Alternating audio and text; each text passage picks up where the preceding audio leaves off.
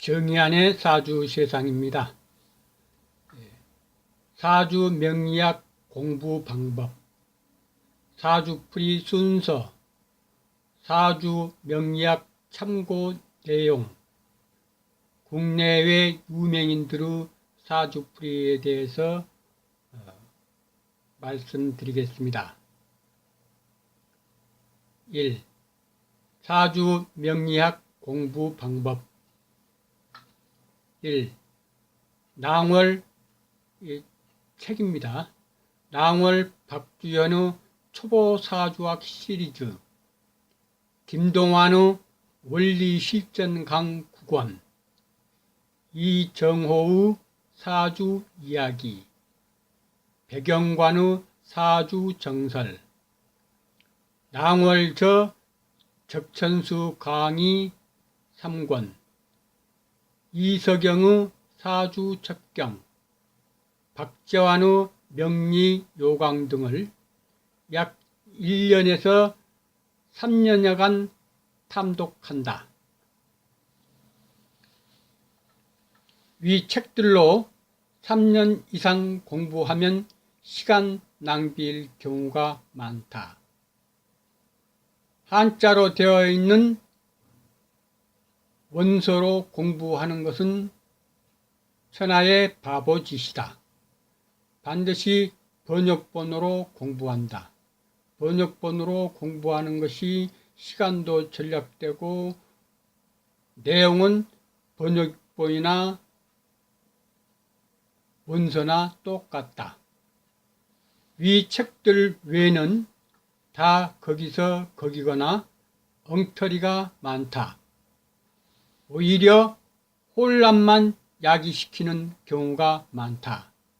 특히 사주학원이나 사주 카페 등에서 강사가 직접 책을 만들어 판매하기도 하고, 강의 교재로 하는 책들은 검증을 받지 않은 것들이 대부분이므로 특히 주의해야 하고, 위의 책들만으로도 충분히 마스터할 수 있다.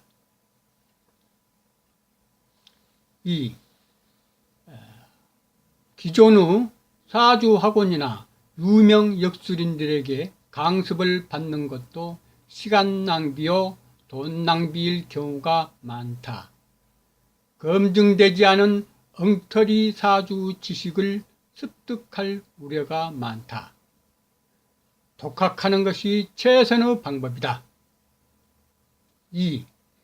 일항의 책들을 공부하면서 본인의 사주, 가족들, 친인척들, 주위 잘 아는 지인들의 사주를 가지고 대조해 가면서 공부를 한다. 3. 약 1년에서 3년여간 위 책들로 공부를 한 후에는 그동안 공부했던 책들을 덮고 실제 명들을 놓고 임상실전풀이를 하기 시작한다. 이 단계에서 영업을 해서는 안 된다. 더 이상 공부가 진전되기 어렵다. 4. 한 2년여 정도 가족들, 친인척들, 지인들, 유명인들 위주로 실제 임상풀이를 해본 후 어느 정도 공부를 마치게 되면 거의 다 1인자가 될 정도의 실력을 갖추게 됩니다. 그 다음에 유료 상담을 시작한다. 사주 공부는 사실 기본적인 기초 지식만 습득해도 충분하다.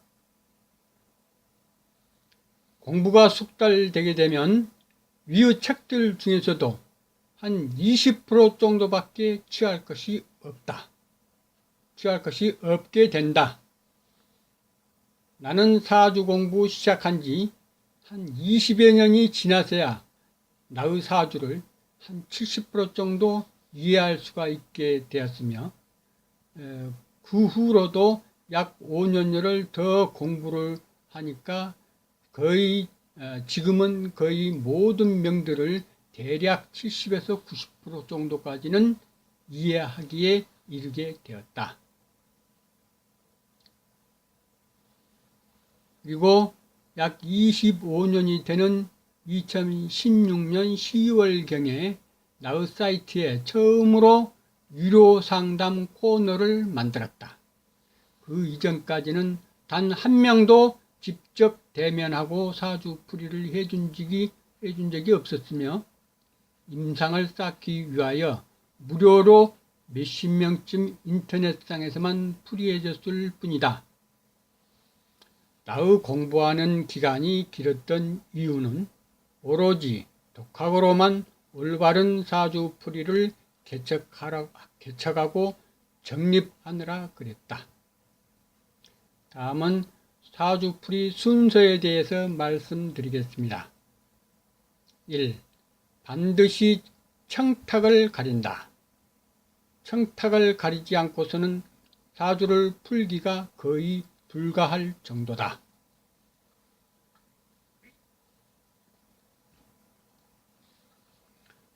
지금까지 예로는 사주풀이 중에서 청탁이 가장 어렵다고 합니다.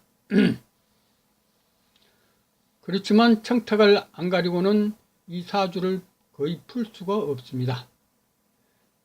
계속 반복해서 사주풀이를 청탁을 가리다 보면은 자연히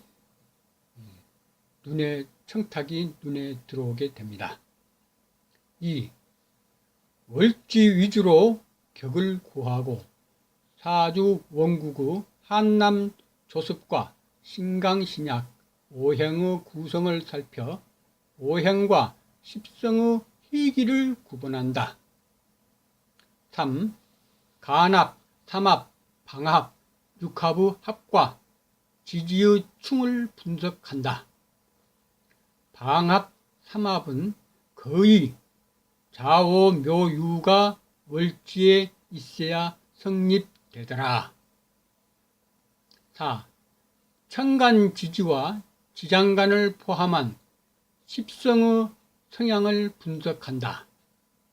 십성의 성향 분석시는 긍정적인 성향, 일반적인 성향, 부정적인 성향 등을 파악한 후에 거기에 따라서 분석한다.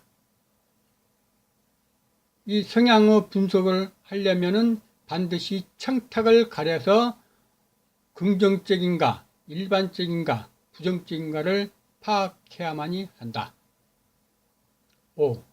이 모든 분석 내용을 편집하여 간단 명료하게 간추려서 전체적으로 요약하여 정리한다.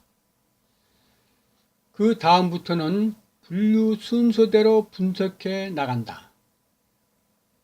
기타의 분석은 위의 전체 분석 내용을 기초하여 분석하면 의외로 쉽게 분석이 된다. 기타 분석이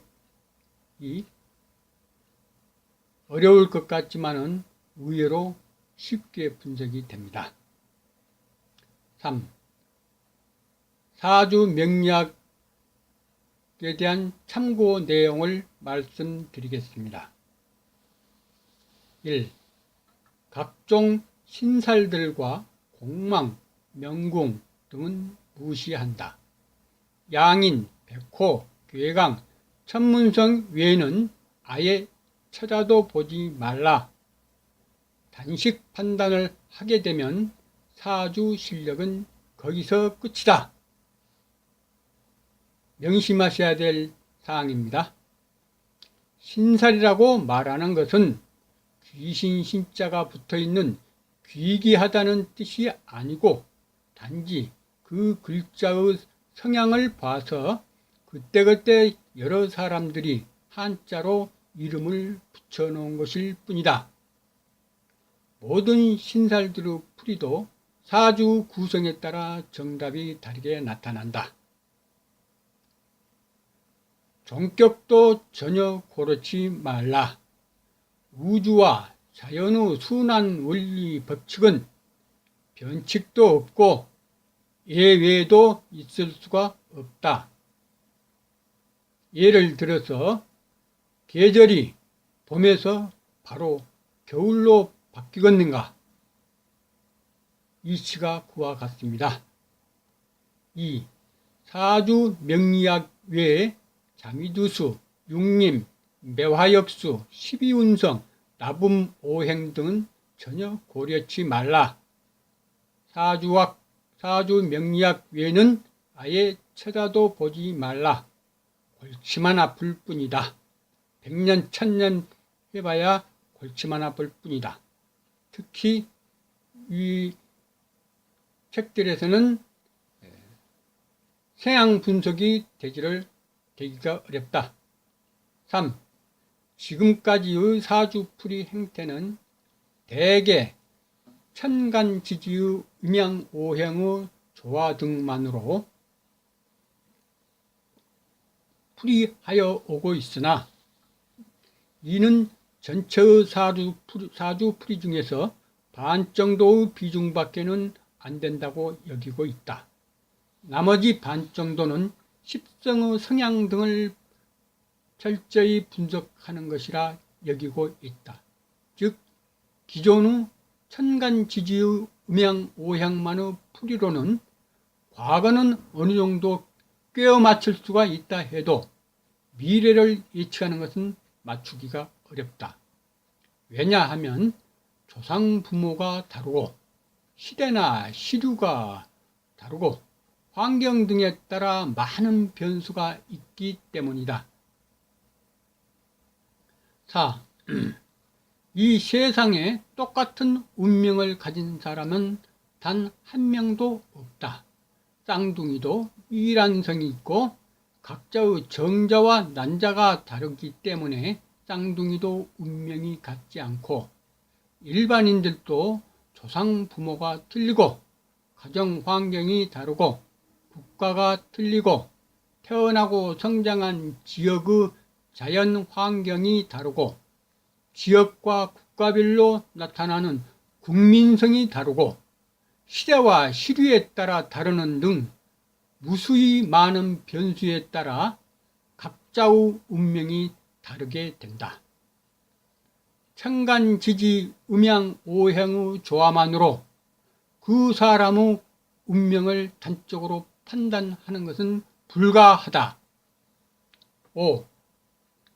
원국의 사주팔자와 대운, 세운 외에는 어떤 것도 끌어들이거나 붙여서는 안 된다.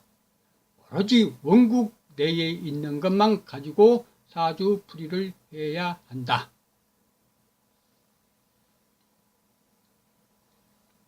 굉장히 중요합니다. 이것이. 6. 육친에서 비급은 형제고 편제는 아버지고 정의는 어머니고 정제는 처이고 정관은 남편이고 편관은 정부이고 남자에 있어서는 관이 자식이고 여자에 있어서는 식상이 자식 등이라 하는데 어떻게 그렇게 정해질 수 있다는 것인지 도무지 이치에도 맞지 않고 납득도 안 된다. 단지 편제가 아버지라고 하는 것은 옛날부터 주로 아버지가 돈을 벌어와서 가정이 유복하게 되는 것을 비유하여 편제를 아버지라 하는 것 같고 정인을 어머니라 하는 것도 정인의 어머니 같은 성질에 비유해서 그렇게 붙이게 된 것 같고 그 외에도 그러한 비유들로 유추하여 육친을 정한 것으로 짐작된다. 따라서 육친의 해석은 유추하여 해석을 해야 할 뿐 꼭 그렇게 정해져 있는 것은 아니다.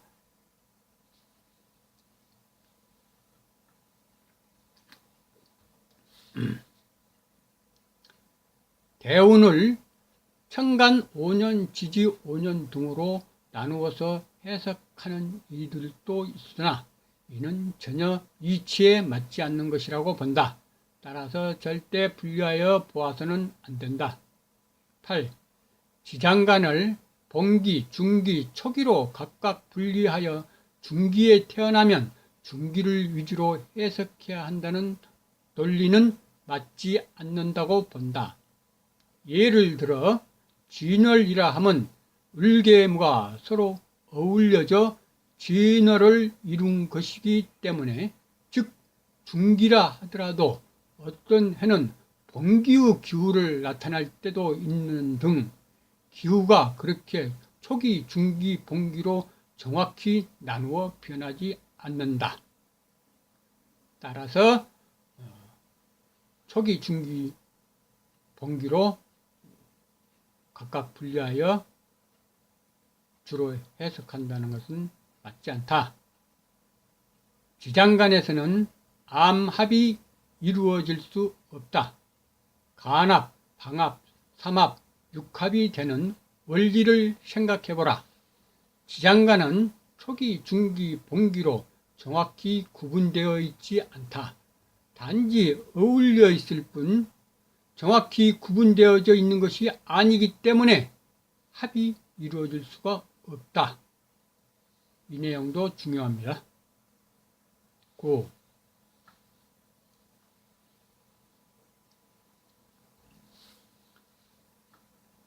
사주풀이는 어느 누가 풀어도 또는 수십 번을 반복하여 풀이를 해도 정답은 결국 같아야 한다는 주장이다.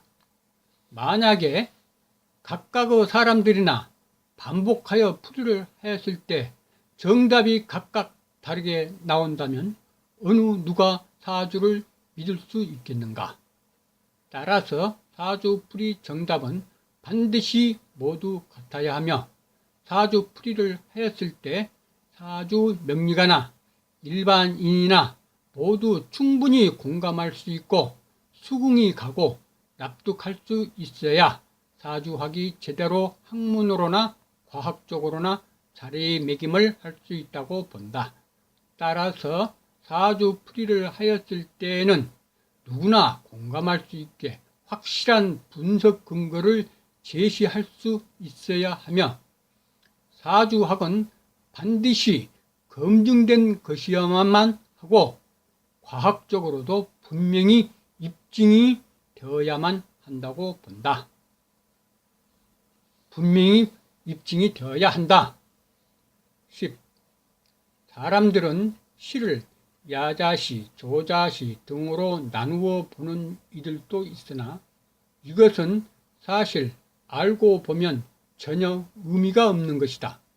왜냐하면 시가 2시간 단위로 바뀌는데 자시인 12시와 1시 사이는 똑같은 자시의 번기인 계수 기운이기 때문이다. 오히려 계수 기운이 한창일 때다. 따라서 그냥 원래의 정자시로만 해석해도 전혀 문제가 없으며 연월일의 시간이나 일자들도 미세하게 따지지 않아도 풀이를 하는데 아무런 영향이 없다. 즉 전의 번기가 그대로 다음의 여기로 넘어가기 때문이다. 예를 들어서 썸머타임에는 시간을 그때마다 1시간 조절해야 하고, 또 썸머타임은 시행할 때도 있고 시행하지 않을 때도 있으며, 썸머타임 시행시는 결국 원래의 정자시로 되며, 시는 우주 순환 원리에 따라 정해진 것이지 인간이 인위적으로 정한다고 해서 정해지는 것이 아니다. 11.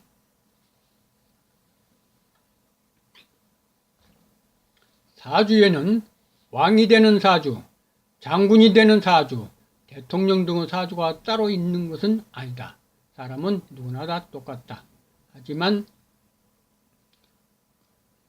각 사주의 명은 그릇이 다르다. 단지 시간과 장소와 주위 환경과 시대와 시류 등에 따라 운명이 다르게 나타나고, 모든 사람들은 조상 부모의 유전 인자들에 의해 만들어지고 사주가 정해지는 것이지 어디 하늘에서 뚝 떨어진 것이 아니다.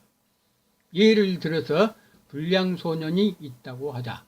과연 그 소년이 자기 스스로 불량소년이 되고 싶어 불량소년이 되었을까? 그 소년도 모범소년이 되고 싶은 마음이 간절했을 것이다. 하지만 조상 부모가 태어나기 전부터 불량소년으로 만들어 놨는데 그 불량소년이 어떻게 모범소년이 되겠는가? 모두 조상 부모가 그렇게 만들어 놓은 것이다. 12. 실을 모른 채 3주만을 가지고 풀이를 하면 어떻게 온전한 풀이를 할 수 있겠냐고 의문을 던지기도 하고 반박을 하기도 하고 엉터리 사주쟁이라고도 하는 데 대한 나의 답변. 연월 일주에서 거의 모든 것이 정해지고 시에서는 실행하는 작용만 있더라. 따라서 연월 일주만 가지고 풀이를 해도 타고난 운명을 거의 확인할 수 있으며 시를 모르면 약간 그 사람의 최종 실행하는 면을 모를 수는 있으나 그것도 연월 일주만 보고도 거의 짐작이 가고 특히 성품이나 성향 분석 시는 시를 모르고 풀이를 해도 적중률은 거의 차이가 없다. 13. 사주 해석은 우주와 자연의 순환 원리에 근거한 것이고 인간도 자연의 일부분인 동물에 속하고 모든 동물이나 식물의 생로병사의 원리는 같다. 따라서 인간의 운명도 일반의 상식적인 삶 등에서 한치도 벗어나지 않는다. 즉 동물이나 식물이나 좋은 조건에서 자라면 건강하고 바르고 올곧고 자연히 성품도 유순해지고 악하지 않게 되지만 환경도 나쁘고 토양도 박하고 열악한 조건에서 자라면 자연히 성격도 억세지고 비뚤어지고 악해지고 한쪽으로 치우치게 되고 말라 비틀어지거나 병들게 되는 이치와 다를 것이 없다.